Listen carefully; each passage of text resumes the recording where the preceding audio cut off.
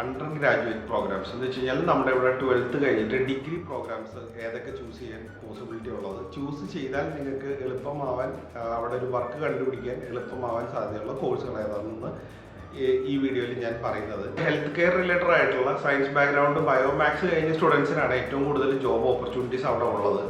അതൊരു റിയാലിറ്റിയാണ്.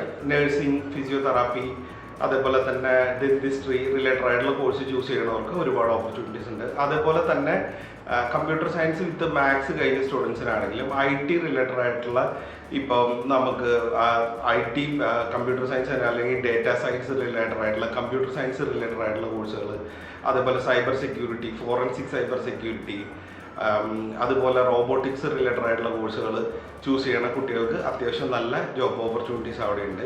കൊമേഴ്സ് കഴിഞ്ഞ സ്റ്റുഡൻസിനാണെങ്കിൽ accounting related അല്ലെങ്കിൽ സ്റ്റാറ്റിസ്റ്റിക്സ്, എക്കണോമിക്സ് തുടങ്ങിയ സബ്ജക്റ്റ് ചൂസ് ചെയ്ത് കഴിഞ്ഞാൽ അവർക്ക് അത്യാവശ്യം ജോലി സാധ്യതകളുള്ളതാണ്.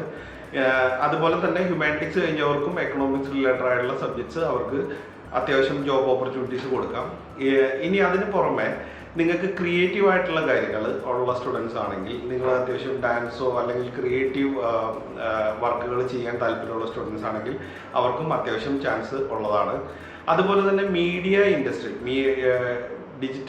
ഡിജിറ്റൽ മീഡിയ ഇൻഡസ്ട്രി, അതുപോലെ ഡിജിറ്റൽ മാർക്കറ്റിംഗ് ഉള്ള പോസിബിലിറ്റിയും നിങ്ങൾക്ക് എക്സ്പ്ലോർ ചെയ്യാവുന്നതാണ്. കൊമേഴ്സ് കഴിഞ്ഞ സ്റ്റുഡൻസ് ആണെങ്കിൽ ഡിജിറ്റൽ മാർക്കറ്റിംഗ് തുടങ്ങിയ ക്രിയേറ്റീവ് ആയിട്ടുള്ള അതിലുള്ള ക്രിയേറ്റീവ് വർക്ക്സ് എടുക്കാൻ താല്പര്യമുള്ള സ്റ്റുഡൻസ് ആണെങ്കിൽ നിങ്ങൾക്ക് ഈ കോഴ്സ് കഴിഞ്ഞതിന് ശേഷം അവിടെ ജോബ് ഓപ്പർച്യൂണിറ്റീസ് കണ്ടുപിടിക്കാൻ പറ്റും.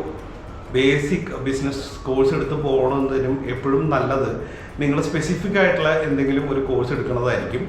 അപ്പോൾ നിങ്ങൾക്ക് പോസിബിലിറ്റി ഉള്ള കോഴ്സസ് ഏതാണെന്ന് അറിയാൻ താല്പര്യമുള്ള സ്റ്റുഡൻ്റ് ആണെങ്കിൽ please callers. UK without IELTS നിങ്ങൾക്ക് ചെയ്യാൻ പോസിബിലിറ്റി ഉണ്ട്.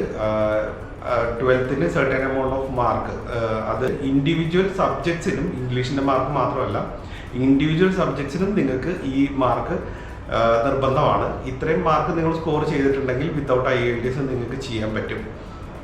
അതുപോലെ തന്നെ UK സ്റ്റേ ബാക്കും മറ്റുള്ള കാര്യങ്ങൾക്കൊന്നും ഇതുവരെയായിട്ടും വേറെ ഒരു നിയമമാറ്റവും വന്നിട്ടില്ല.